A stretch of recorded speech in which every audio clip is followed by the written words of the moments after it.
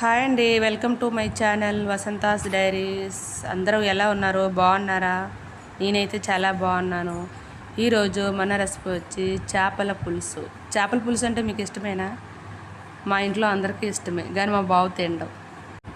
అయినా కానీ చేపల పులుసు అంటే ఎవరికి ఇష్టం ఉండదు చెప్పండి. చేపలు దొరకడమే చాలా కష్టము. అలాంటిది మంచి పండుగప్ప అనే చేప దొరికింది, చాలా బాగుంది.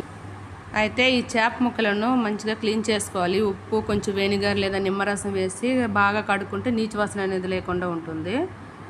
అయితే ముందుగా కడాయి పెట్టి దాంట్లో కొంచెం ఆవాలు, మెంతులు, మెయిన్ ఇంగ్రీడియంట్స్ ఇందులో మెంతులు వేస్తే చాలా టేస్ట్గా ఉంటుంది చేపల పులుసు. చిన్నగా కట్ చేసుకున్న ఆనియన్ ఒక 2, 4-5 పచ్చిమిర్చి, అల్లం వెల్లుల్లి పేస్ట్ వేయకుండా అలాగ దంచి వేసుకుంటే చాలా బాగుంటుంది. కొంచెం కరివేపాకు కొంచెం వేసుకొని బాగా వేగించాలి, బాగా ఫ్రై చేసుకోవాలి. బాగా ఎర్రగా వేగాక బాగా పండిన ఒక 4 టమాటాలను తీసుకొని మిక్సీ పట్టుకుందాం. మిక్సీ పట్టుకుని వేసుకుంటే చేపల పులుసు చాలా చిక్కగా వస్తుంది, టేస్ట్ బాగుంటుంది. దీంట్లో పచ్చివాసన పోయే వరకు బాగా వేయించుకోవాలి. టమాటాను బాగా వేగాక దీంట్లో కొంచెం సాల్టు, పసుపు, కారం, అలాగే ఆవాలు, మెంతులు వేయించుకొని పొడి చేసుకోవాలి. ఆ పొడిని వేస్తే చాలా టేస్ట్గా ఉంటుంది. ఆ పొడి వల్లే చేపల పులుసుకు చాలా టేస్ట్ వస్తుంది.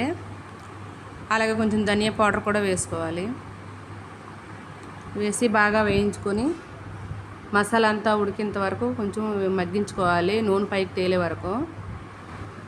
చూడండి, ఇలా నూనె పైకి తేలే వరకు వేయించుకోవాలి. వేయించుకుంటే మన మసాలా రెడీ అయిపోతుంది. ఇప్పుడు మనం క్లీన్ చేసుకున్న చేప ముక్కలని వేసుకోవాలి. చేపలన్నీ వేసాక మెల్లగా కలపాలి, లేదంటే చేపలు విరిగిపోతాయి. ఇందులో బుర్ర ముక్క, తోక ముక్క వేస్తే చాలా టేస్ట్గా ఉంటుంది చేపల పులుసు.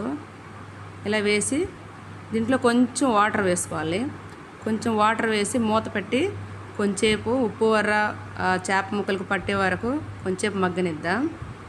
మగ్గాక చూడండి, ఇలా ఆయిల్ పైకి తేలుతుంది కదా, ఇలా కొంచెం ఉడికాక ఇందులో మనం ముందుగా చింతపండు రసం తీసి పెట్టుకున్నాం కదండి, ఆ చింతపండు రసంను వేసుకోవాలి.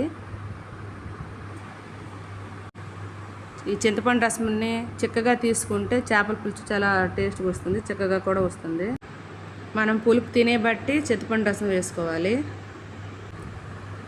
చేపల పులుసు ఉడికేటప్పుడు గరిటె పెట్టి తిప్పేయకూడదు, మెల్లగా ఇటు అటు కదపాలి, లేదంటే చేప ముక్కలన్నీ విరిగిపోతాయి.